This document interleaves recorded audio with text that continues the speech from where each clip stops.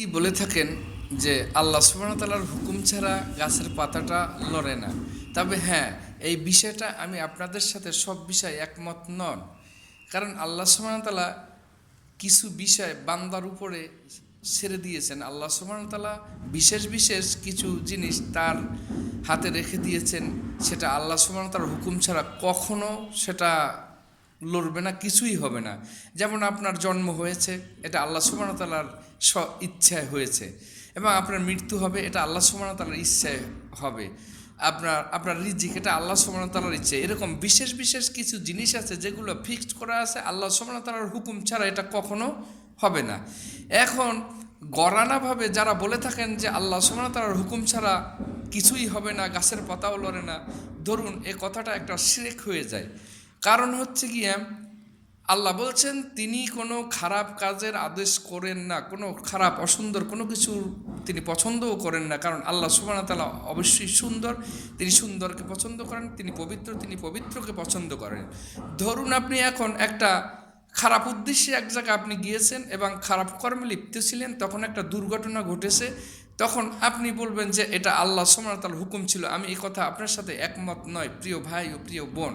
এরকম অগণিত এরকম আপনারা যারা এই কথা বলেন যে আল্লাহ সুবহানাহু ওয়া তাআলার হুকুম ছাড়া গাছের পাতাও লড়ে না, তারা এরকম অগণিত ইয়ার সাথে এরকম করে থাকেন এবং তারা লাস্ট পর্যন্ত আল্লাহ সুবহানাহু ওয়া তাআলাকে দোষী করেন, নাউজুবিল্লাহ।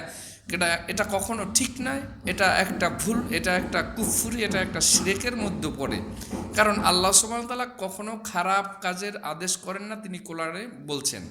তাই তিনি কি তার কাছে তিনি গোপন রেখে দিয়েছেন, যেটা কারোর জানার কোনো সুযোগ নেই, সেটাও আল্লাহ সুবহানাহু ওয়া তাআলা কোরআনে স্পষ্টভাবে বলে দিয়েছেন।